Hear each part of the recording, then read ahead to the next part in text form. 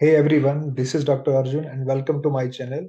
तो आज हम बात करते हैं market Indian market weekly update की। तो इंडियन मार्केट में हम क्या करें, तो इससे पहले इंडियन मार्केट स्टार्ट करने से पहले हम बात करेंगे पहले इंटरनेशनल मार्केट में। तो इंटरनेशनल मार्केट में बात करते हैं तो स्टार्ट विद द हम सबसे बड़ी मार्केट तो यूएस की है। और यूएस में से डाउ जोन्स सबसे बड़ी मार्केट है, जो बहुत से कैपिटल बहुत सा वहाँ ट्रेडिंग होता है, बहुत से स्टॉक्स का ट्रेड होता है। और they have the 25 to 30 trillion capital है। और उसके बाद नैस्डैक है जो वर्ल्ड की दूसरी सबसे बड़ी मार्केट है। तो start with the Dow Jones. हाँ, डाउ जोन्स की बात करते हैं तो जो मुझे दिख रहा है अभी तो सेलिंग का ही प्रेशर दिख रहा है डाउ जोन्स, स्पेशली हम बोलिंजर के लोअर बैंड में। तो स्ट्रेटजी सेलिंग का ही है, स्पेसिफिकली जब ये एक बार 32,000 एरिया को अगर ब्रेक कर देता, 32,300 400 या 32,000 के एरिया को ब्रेक करता, we can see huge selling in US market. Because उसके बाद कोई अगर रेजिस्टेंस कोई अगर मिलता तो बहुत दूर जाके इनको सपोर्ट मिलता है नीचे। उसके साथ दूसरा मार्केट देखेंगे तो अगर हम दूसरा मार्केट देख लेते हैं इसके अलावा डाउ जोन्स के अलावा, तो नेस्डेक। नेस्डेक में अगेन हमें सेलिंग कुछ दिनों से दिख रही है, और इट कैन बी पॉसिबिलिटी की सेलिंग और परसिस्टेंट रह सकती है।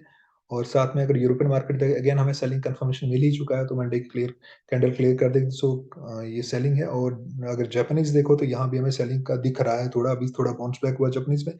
So overall Indian world market, US specifically US market selling में है। तो सो पॉसिबिलिटी की इंडियन मार्केट भी सेलिंग में नेक्स्ट वीक रह सकती है, प्रेशर रह सकता है। सो लेट्स सी अब इंडियन मार्केट में क्या बिहेव वो करेगा, कैसे करेगा। तो स्टार्ट विद इंडियन मार्केट हम स्टार्ट करते हैं पहले स्पेसिफिक स्टॉक्स से। पहले निफ्टी 50 में देख लेते हैं। तो निफ्टी 50 में हमें सेलिंग ही ज्यादा दिख रही है, जो इस चार्ट में दिख रही है। जूम इन कर लेते हैं। जूम इन करते हैं तो यहाँ सेलिंग ही दिख रहा है। थोड़ा सा इस एरिया को सपोर्ट थोड़ा ले सकता है, अगर एक बार ये ब्रेक हो गया तो we can see huge selling. So अभी इतना क्लियर कट सेलिंग का सिग्नल नहीं है, but it can be possibility selling हो सकता है, स्पेशली वर्ल्ड मार्केट का। सो हमारी स्ट्रेटजी ओपनली ये रहेगी कि पहले हम कंफर्मेशन लें, उसके बाद ही सेलिंग या बाइंग करें, ब्लाइंड बाइंग सेलिंग ना करें। और सेकंड फैक्टर अगर देखें, pharma can be bullish for the next week, but possibility हो सकती है बुलिश की, कंफर्मेशन अभी तक नहीं है लेकिन can be possibility. Metal again there is a huge selling, metal में काफी देर से सेलिंग दिख रही है और अभी भी परसिस्टेंट सेलिंग का प्रेशर है। अगर एक कंफर्मेशन ब्रेकआउट हो जाए, ब्रेक डाउन हो जाता तो कंटिन्यू सेलिंग, बट अभी metal can be sideways selling zone. IT specifically अगर मैं आईटी को देखता हूँ तो सेलिंग पॉसिबिलिटी ज्यादा है, क्योंकि डबल टॉप भी कह सकते हैं इस टाइम फ्रेम में, डबल टॉप भी है डेली टाइम फ्रेम में। और एक मूविंग एवरेज को क्रॉस भी कर रहा है। यूएस में भी प्रेशर है नैस्डैक में, तो so IT can be in selling zone. और उसके साथ अगर ऑटो अगर कोई स्पेसिफिक हो तो यस, ऑटो अगेन सेलिंग है, पॉसिबिलिटी है कि सेलिंग पे ज्यादा जा सकता है ऑटो। और थर्ड अगर कोई सेक्टर जा सकता है, बैंक निफ्टी अगेन सेलिंग पे जा सकता है। थोड़ा सा थर्सडे को हॉल्ट हुआ था, पॉसिबिलिटी था कि डबल बॉटम से ऊपर जाएगा, लेकिन अभी कुछ सिनेरियो ठीक नहीं है स्पेसिफिकली वर्ल्ड मार्केट को लेके, तो कैन सेलिंग। लॉजिक अलग चीज है, लेकिन हम चार्ट्स को डिस्कशन करें, नॉट कि लॉजिक को डिस्कशन करें क्यों मार्केट सेल पे जा रहा है। तो this is all about this in all. और साथ में अगर एफएमसीजी सेक्टर को देख लेते हैं, जो डिफेंसिव स्टॉक्स गिना जाता है, सेक्टर गिना जाता है, तो पॉसिबिलिटी है कि यहाँ एक बाइंग दिख सकती है। अभी क्लियर कट बाइंग नहीं है, साइड भी कह सकते हैं। सो फॉर मी अगर इंडेक्स की बात करूँ, Nifty 15 selling zone, but now selling pharma can be sideway or bullish. Metal it can be sideway or selling zone. IT is typical selling. Auto is selling. Bank is selling zone, and the FMCG can be sideway or bullish zone. सो हम यहाँ से एक चीज clear कर सकते हैं, हमारी position next week क्या होनी चाहिए, specifically for trader point of view. और स्विंग और पोजीशन ट्रेडिंग की बात करूंगा मैं, इंट्राडे की बात थोड़ा कम ही करता हूँ, ना मेरा इंटरेस्ट है करने में। इसमें सिर्फ टाइम वेस्टेज और स्ट्रेस है, हमें स्ट्रेस नहीं लेना है ट्रेडिंग को एक एज अ प्रोफेशन अगर क्रिएट कर रहे हैं अपनी लाइफ में। तो सब हम स्टॉक स्पेसिफिक बात कर लेते हैं। तो स्टॉक स्पेसिफिक अगर बात करें तो कुछ अगर स्पेसिफिक स्टॉक्स देखेंगे तो फेडरल कैन भी पॉसिबिलिटी की सेलिंग में काफी ज्यादा दिख सकता है, क्योंकि इसका नेक्स्ट सपोर्ट काफी दूर लग रहा है मेरे को। अगर एक बार ब्रेकआउट हो जाता तो वी कैन सी थोड़ा सा भी स्कोप है इसमें 120 तक आने का, 120 130 110 120 आने का स्कोप है इसमें। अगेन दूसरा बैंक अगर मैं बोलूँ तो कैनरा बैंक अगेन सेलिंग में दिख रहा है, और नीचे सपोर्ट इसका काफी देर है, तो 250 के अराउंड सपोर्ट है। We can expect selling both Canara and Federal bank.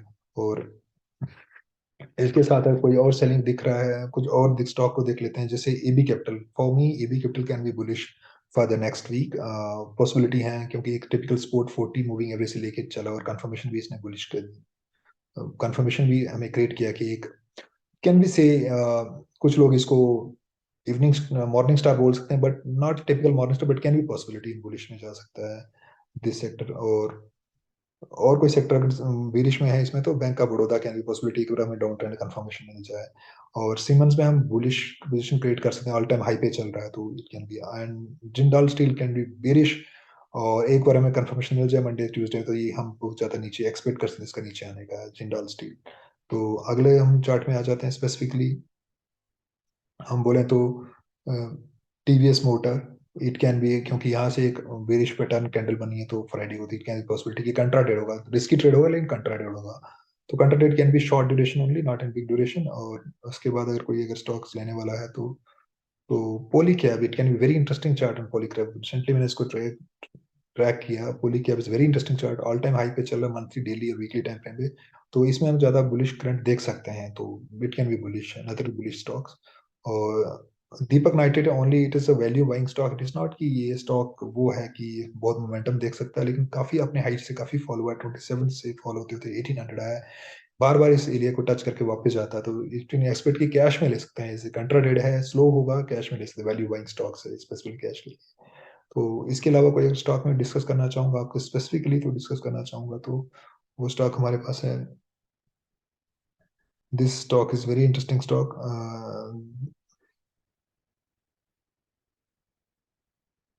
ये स्टॉक जो मैं देख रहा हूँ, ये स्पेसिफिकली आईटी सेक्टर से अगर बात करूँ, परसिस्टेंट ऑल टाइम हाई से क्रॉस वापस आने की कोशिश कर रहा था, इट कैन बी कंट्राडेट परसिस्टेंट।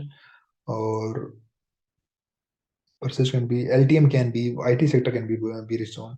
और अगर कोई स्पेसिफिकली बात करूं तो बुलिश में Zydus life sciences can be possibility, अगर एक बार फार्मा में करंट देखते तो यहाँ से स्पोर्ट लेके जा सकता है। और साथ में Mahindra and Mahindra finance can be bullish, जो हमें चार्ट में दिख रहा है। और इसके साथ अगर एक स्पेसिफिक बात करूं, एबी कैपिटल और ABB, this can be create bullish position for the next week. ये स्टॉक्स मुझे काफी इंटरेस्टिंग लग रहे हैं।